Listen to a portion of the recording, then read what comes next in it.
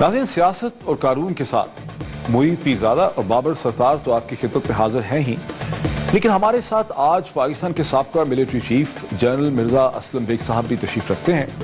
General साहब पे हमेशा इस चीज़ की मजम्मत हुई कि जनरल साहब ने स्ट्रेटेजिक डेप्थ का, अफगानिस्तान के हवाले से स्ट्रेटेजिक डेप्थ का कॉन्सेप्ट पेश किया था। और आज जब हम पाकिस्तान में फाटा की सूरत हाल पे देखते हैं तो ऐसा लगता है कुछ हालात ने, कुछ पाकिस्तान की दुश्मन ताकतों ने स्ट्रेटेजिक डेप्थ के कॉन्सेप्ट को पाकिस्तानी के खिलाफ इस्तेमाल कर लिया है। आज हमारे दुश्मन ताकतें पाकिस्तान के अंदर अपनी स्ट्रेटेजिक डेप्थ को ढूंढ रहे हैं। यहीं से हम डिस्कशन का आगाज करते हैं। चल साहब, एक कॉमन अब तासुर है कि आपका जो स्ट्रेटेजिक डेप्थ का कॉन्सेप्ट था वो फ्लॉड था, और आज रियासत पाकिस्तान को हमें जिन मुसीबतों का शिकार है ये उस फ्लॉड कॉन्सेप्ट की वजह से। जो कॉन्सेप्ट मैंने दिया वो किसी ने पढ़ा नहीं, सुना नहीं, और एक अपनी तरफ से नई चीज़ बना के स्ट्रेटेजिक डेप्थ का कॉन्सेप्ट मेरे नाम थोप दिया। आपका कॉन्सेप्ट क्या था सर? मेरा कॉन्सेप्ट मैंने दिया था 25 अगस्त 1988 को, जिस दिन जनरल ज़िया का इंतकाल हुआ। उसके बाद बरियल के बाद मेरे सीनियर ऑफिसर्स सारे पाकिस्तान से आए हुए थे। मैंने गैरिजन के सारे ऑफिसर्स को बुलाया हुआ था और मैं पैगाम देना चाहता था कि एज आर्मी चीफ जो अल्लाह ने मेरे कंधों पे जिम्मेदारी डाली थी, तो ये फ़ौज मेरी कमान के नीचे किस माहौल के अंदर इस फ़ौज ने अपनी जिम्मेदारियां पूरी करनी। बहुत तवील बात थी। अगर कभी आपको वक्त हो तो आइएगा, शायद मेरे रिकॉर्ड में होगी वो स्पीच जो मैंने वर्बेटम दी थी। और उसमें मैंने ये कहा था कि अब ये वक्त आ गया है कि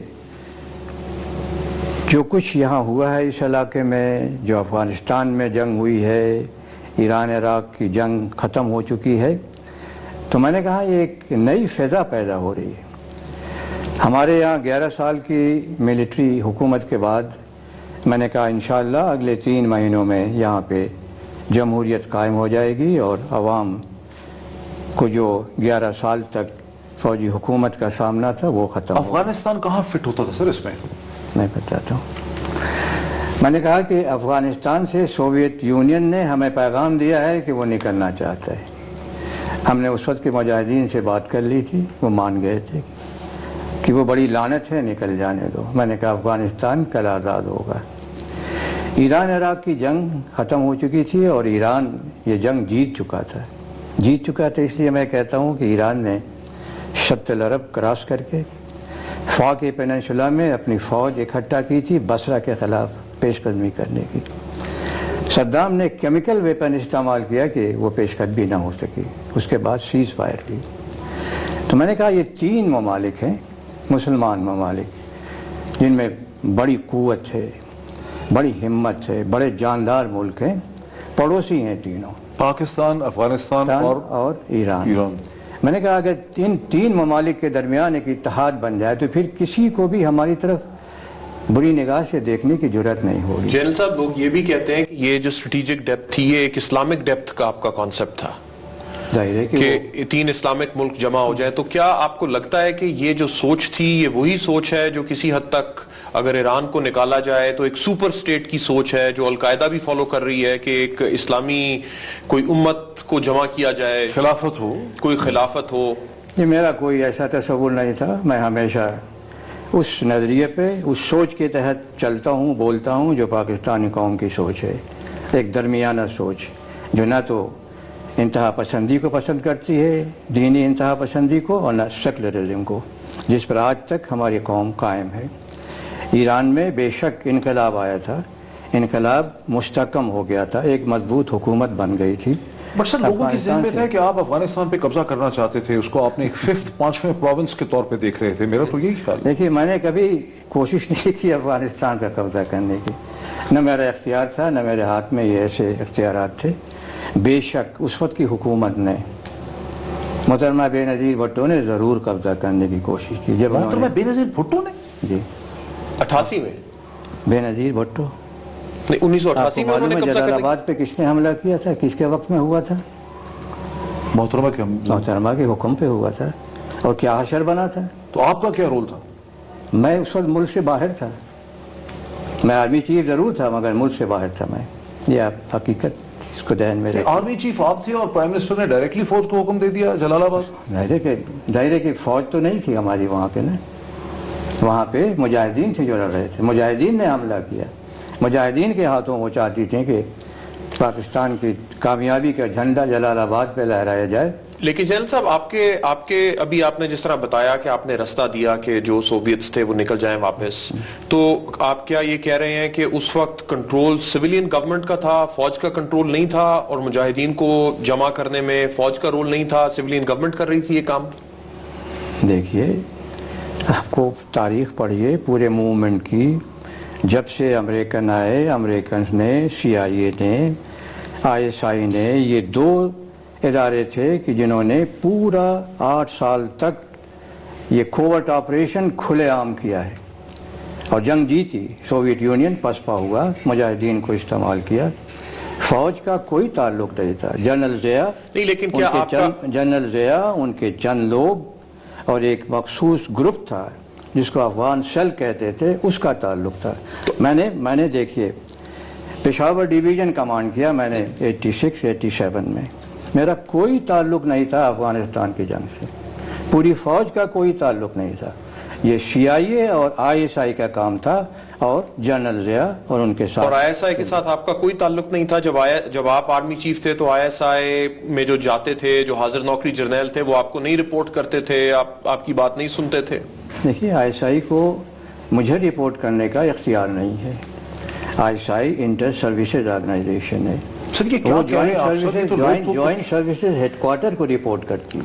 لیکن جب یہ تو کتابی بات ہے نا جنرل صاحب، جب وہ ہو وقت ملٹری رول کا تو پھر ISI سب آرمی چیف کو رپورٹ کرتے ہیں.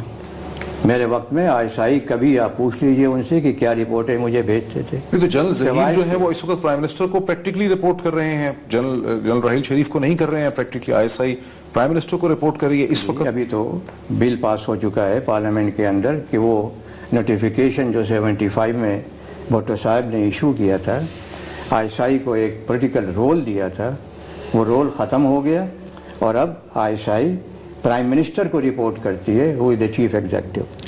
Under the chain of command وہ JS ہیڈ کوارٹر کی رپورٹ کرتی ہے جہاں کی انٹیلیجنس کا. لیکن یہ کوئی ماننے والی بات ہے جنرل صاحب کہ آپ کے نیچے ایک جنرل آفیسر ہیں جو آپ سے جونیئر ہیں، وہ آپ کو نہ بتائیں ایز آرمی چیف اور کسی اور کو بتا رہے ہوں؟ ہم نے دیکھا کہ سویلین گورنمنٹس نے اور بے نظیر بھٹو نے ایک حاضر نوکری کے بجائے ریٹائرڈ جنرل کو لگایا تو اس پہ بھی فوج ناراض ہوئی، انہیں پھر ریموو بھی کیا گیا. تو یہ تو ایک ہماری تاریخ کا حصہ ہے کہ جو ISI ہے وہ آرمی کو ہی رپورٹ کرتی رہی ہے ہمیشہ سے. دیکھیے ISI کا میں نے بتایا نا کہ میں قانونی بات نہیں کر رہا. دیکھیے نہیں، اس کی اولین ذمہ داری ہے 3 سروسز کو سپورٹ کرنا. انٹیلیجنس جو ہمارے آپریشنل انٹیلیجنس ہوتی ہے، کاؤنٹر انٹیلیجنس جس سے ہمارا تعلق ہوتا ہے. ISI ہمیں ڈائریکٹ رپورٹ نہیں کرتی ہے، ہمیں JS ہیڈ کوارٹر سے رپورٹ ملتی ہے، انفارمیشن ملتی ہے. چند چیزیں ایسی ہوتی ہیں کہ جہاں ISI جس پہ کہ فوری کوئی کام کرنا ہو وہ ہمیں رپورٹ ہوتی ہے. جنرل صاحب اس طرح تو نہیں ہے کہ 2-3 مقدمے فیس کرنے کے بعد اب بہت آپ محتاط ہو گئے ہیں کہ آپ کیا بات کہتے ہیں ٹی وی کے اوپر؟ چینج ہو گئے ہیں آپ کی پوزیشن میں فرق نہیں، میں تو بلکہ زیادہ بولڈ ہو گیا ہوں. دیکھیے میں یہ پیشیاں جو ہیں پچھلے 18 سال سے بھگت رہا ہوں. مجھے یہ بتائیے، میں بریک سے میرا یہ ریکارڈ ہے. اس سے پہلے محترمہ نے میرے خلاف جو ہے وہ کانٹیمپٹ آف کورٹ کا کیس چلوایا تھا. معلوم ہے آپ کو وہ کیوں چلا تھا؟ وہ اس لیے چلا تھا کہ میرے پاس یہ لگایا گیا الزام کہ جب الیکشن ہونے جا رہے تھے 1988 کے، ابھی الیکشن کمپلیٹ نہیں ہوئے تھے، تو میں نے پیغام بھیجا سپریم کورٹ کو کہ جو فیصلہ ہونا ہے جونیجر صاحب کی گورنمنٹ ہٹا دی گئی تھی کہ اس کو دوبارہ جو ہے ریوائیو کیا جا رہا ہے. تو میں نے کہا ہاں میں نے کوشش کی تھی پیغام لینے کی، لیکن ہم نے آپ نہیں محسوس کرتے آپ نے عدالتی پروسیس کو انفلوئنس کرنے کی کوشش کی، کورٹ کے پروسیس کو؟ بات سن لیں. ہم نے وعدہ کیا تھا، ہم نے فیصلہ کیا تھا، ہم سے مراد ہے 3 سروسز چیفز کہ یہاں پہ جمہوریت واپس آئے گی، اقتدار جس کی امانت دے دیا گیا تھا 90 ڈیز میں الیکشن ہوگا، ہم نے وعدہ کیا تھا، آرم فورسز نے وعدہ کیا تھا، اگر اس میں کوئی رکاوٹ آتی ہے تو پھر ہماری ذمہ داری ہوتی ہے۔ میں نے کہا میں نے سنا ہے کہ شاید ایسا ججمنٹ آ جائے کہ وہ حکومت ریوائیو ہو جائے جو کہ نان پارٹی بیسس پہ الیکٹ ہوئی تھی، اور یہ سارا پروسیس جو اب چل رہا ہے، قوم ایک الیکشن کے لیے تیار بیٹھی ہے، اگر یہ نہیں ہوتا تو پھر ہم مجرم ہوں گے۔ آپ کا پیغام کنوے ہوا تھا کورٹ تک؟ نہیں ہوا۔ تو جنرل صاحب آپ کو لگتا ہے کہ 3 آرمی چیف اگر ایک بات کہیں تو وہ آئین سے اوپر ہے؟ عدالت کو زیادہ زور دینا چاہیے یا زیادہ بھار دینا چاہیے 3 آرمی چیف کی ایک کمٹمنٹ کا؟ دیکھیے جو پیغام لے کے گیا اس نے کہا اس نے پیغام نہیں پہنچایا، انہوں نے تو کہا کہ کوئی پیغام انہیں نہیں دیا، نہیں ملا۔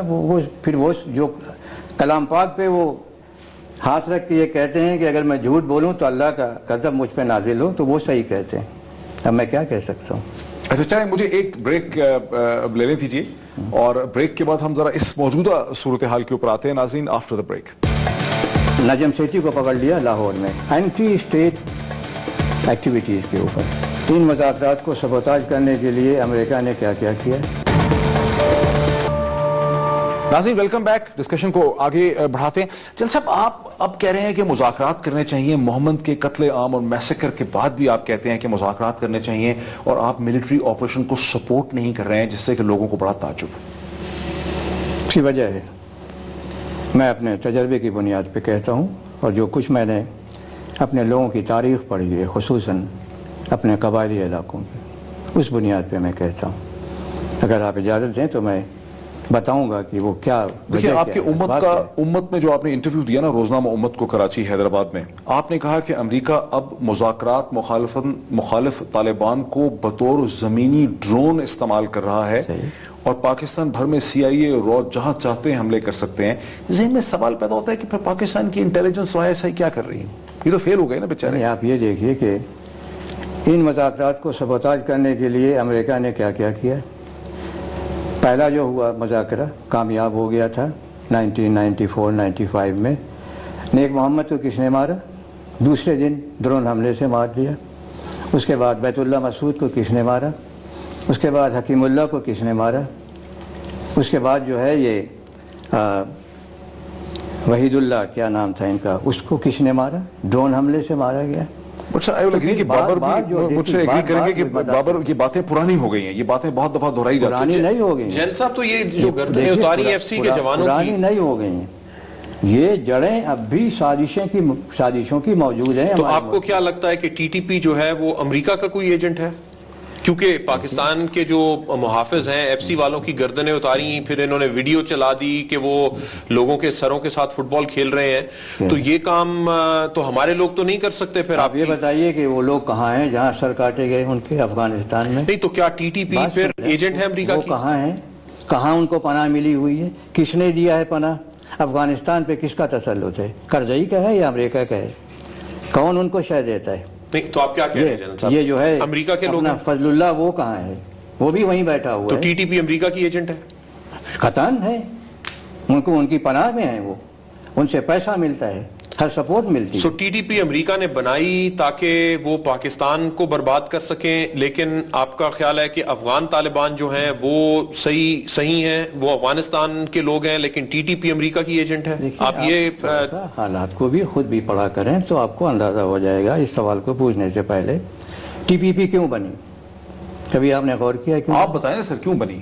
آپ سوال پوچھتے ہیں تو میں کہتا ہوں کہ اس میں ظاہر ہوتا ہے کہ آپ کو بیک گراؤنڈ بھی نہیں پتا۔ TPP بنی 94 میں، کیوں بنی؟ نہیں TTP تو 2006 میں بنی نا۔ بات سن لیں، میں آپ کو سن لے بات پھر آپ کہیے گا۔ یہاں پہ حملہ ہوا مشرف کے اوپر 2 دفعہ، 5 بندے پکڑے گئے، 4 کو پھانسی ہوئی، 1 بھاگ گیا۔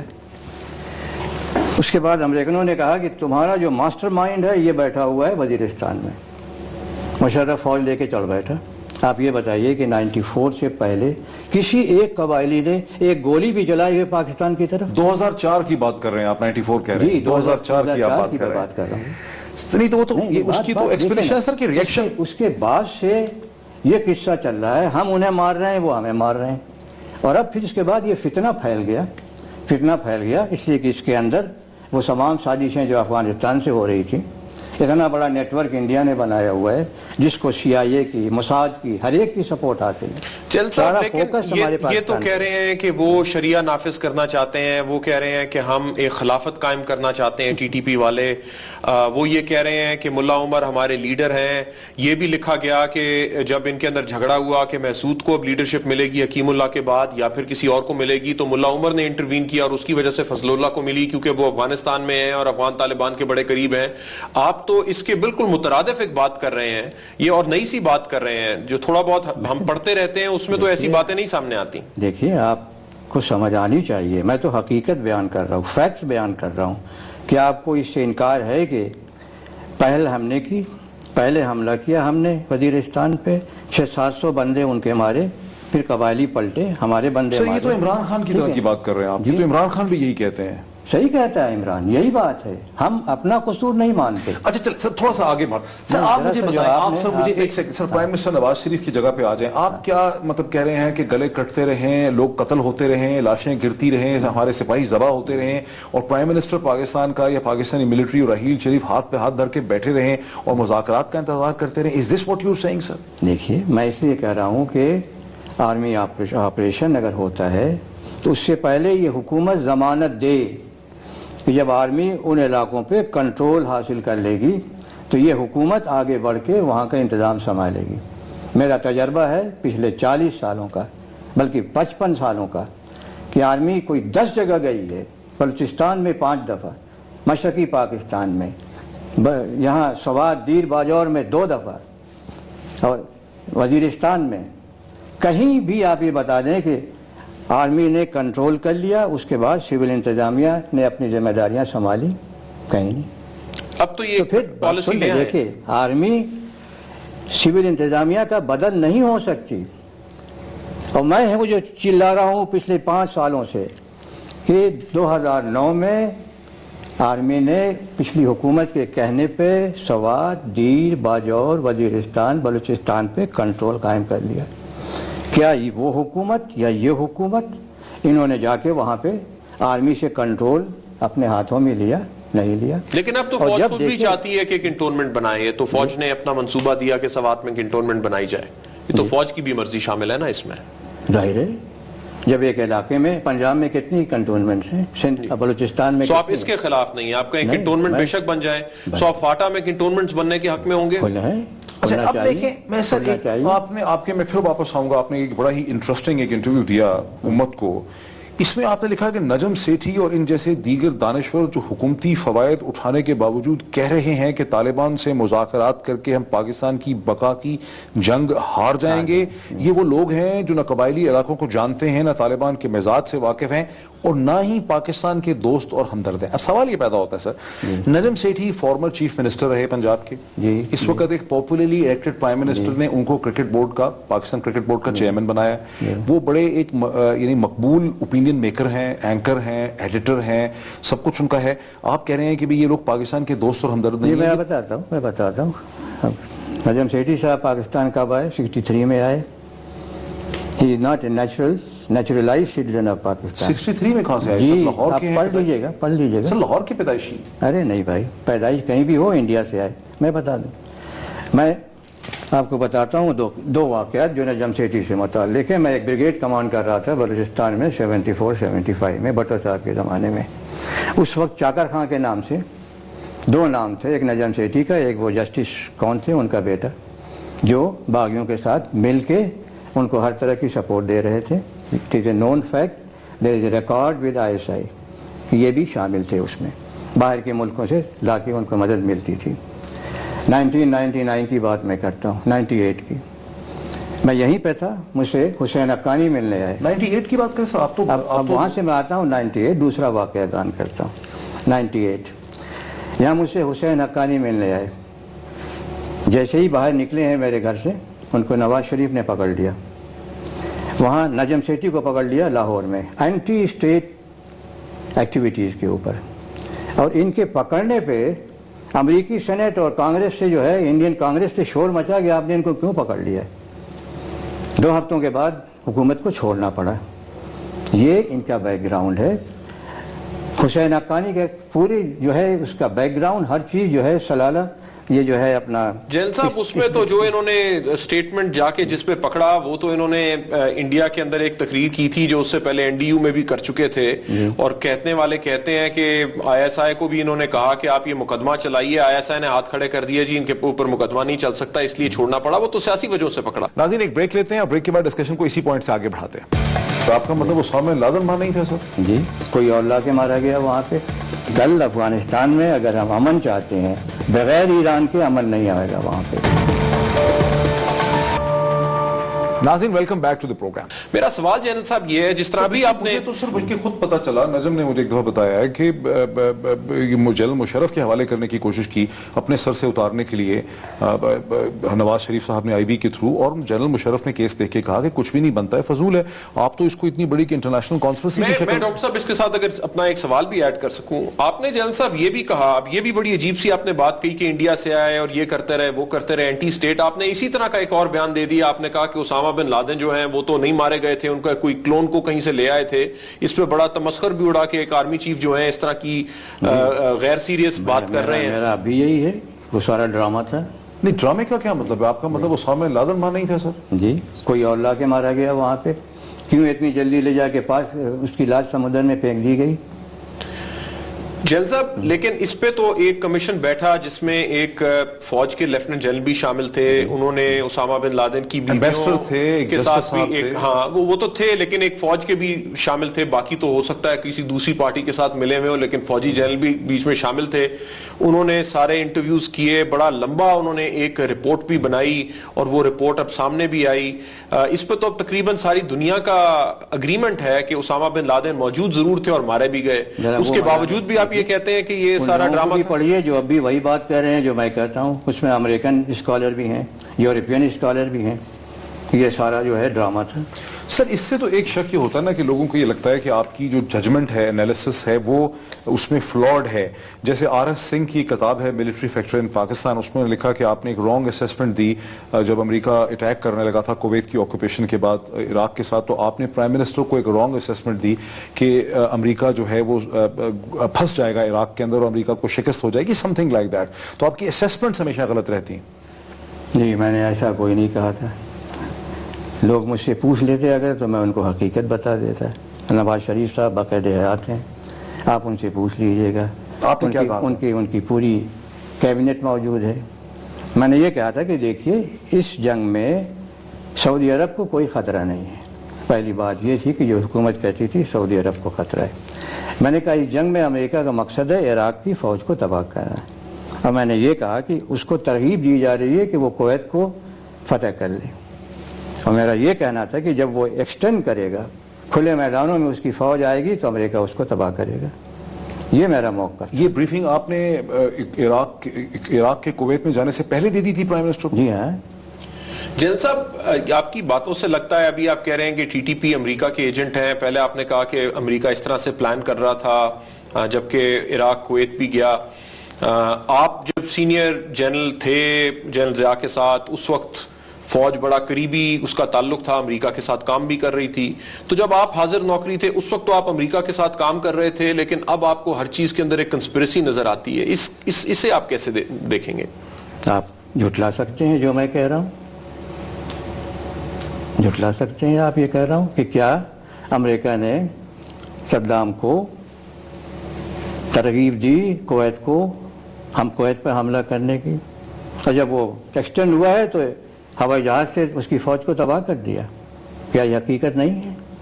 جنرل صاحب نہیں، میں تو ایک پوری سچویشن یہ دیکھ رہا ہوں نا کہ پاکستان کی فوج کی طرف سے تو کوئی ایسی بات نہیں آئی کہ اسامہ بن لادن موجود نہیں تھے، انہوں نے انکوائری کو سپورٹ بھی کیا، دیکھا بھی، اور تقریباً نظر بھی آیا۔ حق ہے اپنا اوپینین رکھنے کا، جیسے آپ کو حق ہے اپنا اوپینین رکھنے کا۔ چلے میں اس کو تھوڑا سا آگے، ابھی آپ نے کہا کہ میں نے بریفنگ دی تھی پرائم منسٹر نواز شریف کو کہ سعودی عرب کی جغرافیکل انٹیگریٹی کو خطرہ نہیں ہے، ٹھیک؟ اب جبکہ سعودی عرب ہمیں پتہ چلا ہے کہ پاکستان سے مزید ایک کور مانگ رہا ہے. اس وقت ایک ڈویژن ہوا کرتی تھی جس زمانے کی آپ بات کریں, اب وہ کہہ رہے ہیں ہمیں ایک کور دیں جس میں 3 ڈویژن ہوں گے. ساتھ ابھی آپ نے دیکھا کہ سیریا پہ پاکستان کی پوزیشن میں تبدیلی آ گئی ہے. جوائنٹ پریس کانفرنس میں کراؤن پرنس سلمان بن عبدالعزیز کے ساتھ پاکستان نے یہ پوزیشن لی کہ سیریا میں ایک ٹرانزیشنل گورنمنٹ ہونی چاہیے.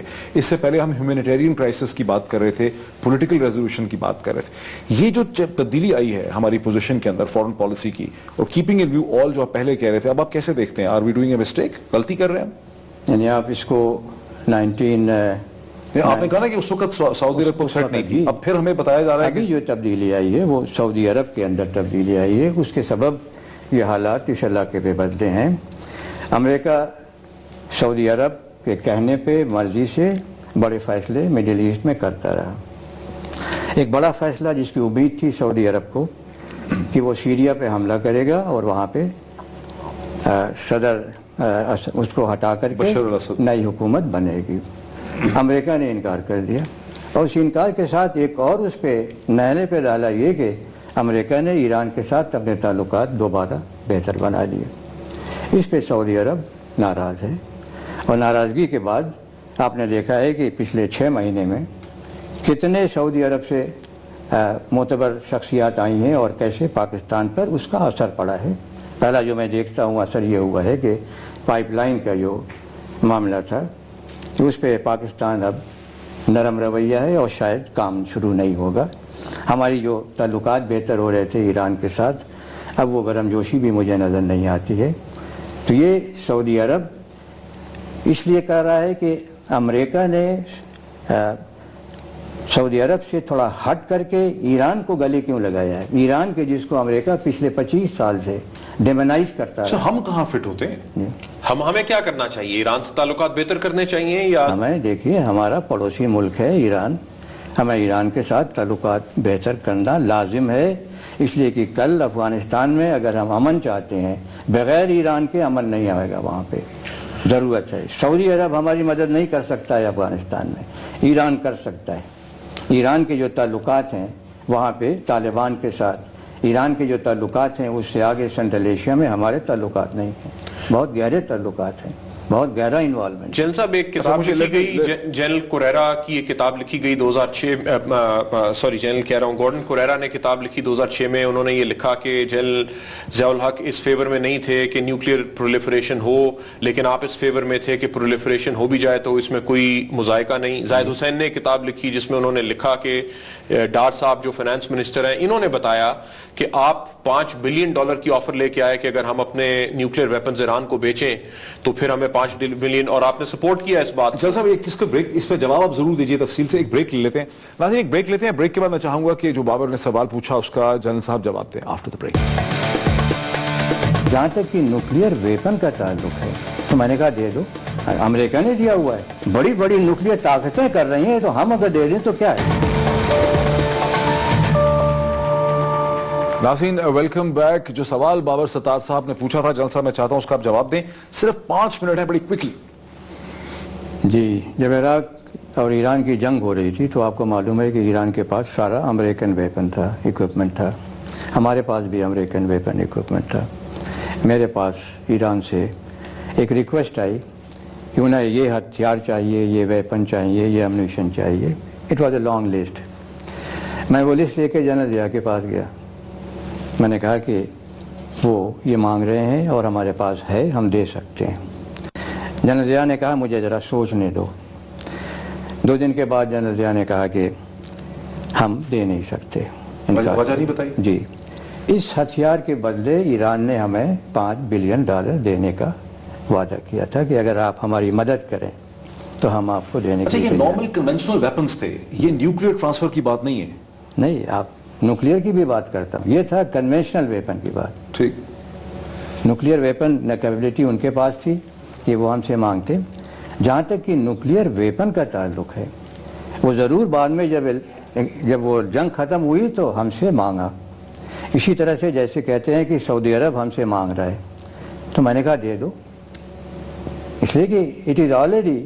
آپ سپورٹ کرتے ہیں کہ نیوکلیئر ٹیکنالوجی دینی چاہیے تھی؟ ابھی کہہ رہا ہوں, کرتا ہوں, اس لیے کہ آپ کو معلوم ہے کہ امریکہ نے نیٹو کنٹریز کو 6 نیٹو کنٹریز کو 150 نیوکلیئر ویپن دیا ہوا ہے ود ڈیلیوری سسٹم. تو اگر وہ دے سکتا ہے ان کو کیا خطرہ ہے آپ یہ بتا دیں. تو جنرل صاحب یہ تو پھر اسٹریٹجک ڈیفینس کی جو بات کرتے ہیں کہ آپ کا خیال ہے کہ پاکستان کو بھی دنیا میں اسی طرح چلنا چاہیے جس طرح امریکہ چلتا ہے, ہمیں اپنی اوقات کو تھوڑا سا دیکھنا نہیں چاہیے کہ ہم چھوٹا غریب ملک ہے, دنیا کے ساتھ ہم نے چلنا ہے؟ نہیں, ایسی نہیں. ہم پہ الزام کیوں لگتا ہے؟ آپ تو کہہ رہے ہیں کہ آپ دینا چاہتے تھے. میں کہتا ہوں دے دو. اگر سعودی عرب کہتا ہے کہ اس کو خطرہ ہے, امریکہ نے دیا ہوا ہے. جب بڑی بڑی نیوکلیئر طاقتیں کر رہی ہیں تو ہم اگر دے دیں تو کیا ہے؟ تو جنرل صاحب آپ جب ایک آرمی چیف بیٹھ کے ایسی بات کرے کہ ٹیکنالوجی, نیوکلیئر ٹیکنالوجی دے دیں اور ملکوں کو, تو پھر ٹیکنالوجی کی بات میں نے نہیں کہی. آپ بم دے دیں. میں نے ٹیکنالوجی آپ نے کہا بم دے دیں جیسے امریکہ نے دیا دیا. تو آپ کے کیا ہم نے بنائے بم دیے ہیں, ڈیلیوری سسٹم دیا ہے. ہم بھی آؤٹ سورس کر سکتے ہیں, وائی ناٹ. تو جنرل صاحب آپ ویپن سسٹم کی بات آپ نے کی, آپ نے ٹرانسفر آف ٹیکنالوجی کی بات نہیں کی. کبھی نہیں. اچھا چلے میں 1-2 منٹ مجھے بتائیں, واپس coming back to T T P thing, اگر آپ مذاکرات کی ابھی بھی بات کرتے ہیں, مجھے صرف یہ سمجھا دیں کہ مذاکرات ٹی ٹی پی کے ساتھ کریں ایز این امبریلا آرگنائزیشن, یہ انڈیویجول جو اینٹیز اور گروپس ہیں مختلف قسم کے ان کے ساتھ الگ الگ سے مذاکرات کریں, کیا کریں؟ دیکھیں جہاں تک میں دیکھتا ہوں اس میں 3 بڑے گروپ ہیں. ایک گروپ ہے فضل اللہ کا, دوسرا گروپ ہے خراسانی کا, یہ دونوں افغانستان میں ہیں. تیسرا بڑا گروپ ہے تحریک طالبان کا, جن کا تعلق زیادہ تر وزیرستان سے ہے اور کچھ اور ٹرائبل ایریاز ہیں. ہم اس وقت چونکہ ان کی لیڈرشپ جو ہے دونوں کی, فضل اللہ کو اور ان کو کس نے ایک لیڈر دیا ہے اس تاریخ کو جب حکیم اللہ کا قتل ہوا ہے. کس نے بنایا یہ, کس نے مدد دی ان کو بنانے میں؟ ملا عمر نے. کیوں؟ اس لیے کہ جو بات میں کہتا ہوں وہ یہ ہے کہ دیکھیے یہ جو ہیں اپنے ٹرائبل وزیرستان کے یہ اکیلے نہیں ہیں. ہماری پوری ٹرائب جو ہمارے پاکستان میں ہے ڈیورن لائن کے اس طرف 2 کروڑ 50 لاکھ کی ان کی آبادی ہے. افغانستان میں 1 کروڑ اور 60-65 لاکھ ہیں. ان کا رشتہ جو ہے ایک ڈیورن لائن ڈرا کر کے ختم نہیں ہوتا ہے. یہ بھی حقیقت ہے, تاریخی حقیقت ہے کہ کابل میں کوئی بھی بادشاہ ہمارے قبائلیوں کی مرضی کے بغیر وہاں حکومت نہیں کر سکتا تھا. تو یہ جنگ ہوئی ہے جو روسی جب آئے, کریں گے سر یہ جنگ جو ہوئی ہے امریکن جب آئے ہیں, یہ دونوں مل کے لڑ رہے ہیں. نہیں ڈیل کس سے کریں؟ ان سے کریں, ٹی ٹی پی سے کریں. ڈیل جو ہے اب جو ان کی بنی ہوئی ہے نا, یہ جو ان کو یہ جو بنایا ہے فضل اللہ کو, فضل اللہ کے ساتھ اس کے نیچے جو ہے دوسرے خالد حقانی ہے جن کا تعلق سوابی سے ہے, جو ریپریزنٹ کرتے ہیں یہاں کے قبائلی علاقوں کے. یہ دونوں مل کے کریں گے ہمارے ساتھ. بے شک ان کے اندر کئی ٹکڑے ہیں. بابا it sounds convincing to you, بس نہیں, وہ تو وہ کہہ چکے ہیں کہ امریکہ کے ایجنٹ ہیں تو پھر امریکہ سے ڈائریکٹلی ڈیل کر لیتے ہیں. میرا ڈاکٹر صاحب جس کے بغیر ہم اس انٹرویو کو ختم نہیں کر سکتے وہ اصغر خان کیس والا سوال ہے, وہ جنرل صاحب سے پوچھ لیتے ہیں کہ اب تو عدالت نے بھی کہہ دیا کہ آپ نے پیسے تقسیم کیے تھے. جنرل صاحب کیا نواز شریف اور شہباز شریف نے بھی پیسے لیے تھے؟ اگر آپ کو حقیقت معلوم کرنا ہے تو آپ جنرل بابر کا جو بیان تھا وہ آپ پڑھ لیں. وہ بیان سپریم کورٹ کے پروسیڈنگ سے غائب ہے. تو پڑھیں کیسے سر؟ انہوں نے کہا تھا کہ جو پیسہ بھی دیا گیا تھوڑا بہت وہ بلوچستان اور سندھ کے سیاستدانوں کو دیا گیا. The proceedings had been ransacked. میں آپ کو بتا دوں, آپ کو معلوم ہے کہ 12 اکتوبر جس دن مشرف نے حکومت سنبھالی ہے اس دن عدالت بیٹھی ایک دن کے لیے 1:30 بجے سے لے کے 2-2:30 بجے تک. کیا ہوا؟ اور جب میرا مقدمہ اب شروع ہوا جسٹس افتخار کے سامنے تو کتنے دن لگے پروسیڈنگز کو اکٹھا کرنے میں. تو جنرل صاحب جنرل اسد درانی جھوٹ بول رہے ہیں پھر؟ میں اپنے افسر کے خلاف بات نہیں کرتا. اچھا وقت ہمارا بالکل ختم ہو گیا. جلسہ ہمیں جوائن کرنے کا بہت شکریہ. ناظرین یہ ڈسکشن بڑی حد تک ہماری جو ہے ناکافی رہی ہے اور کسی اور موقع پہ ہم ایک اور اس قسم کی ڈسکشن جنرل صاحب کے ساتھ پلان کریں گے. بات کرنے کو بہت کچھ ہے, دیکھنے کا بہت شکریہ.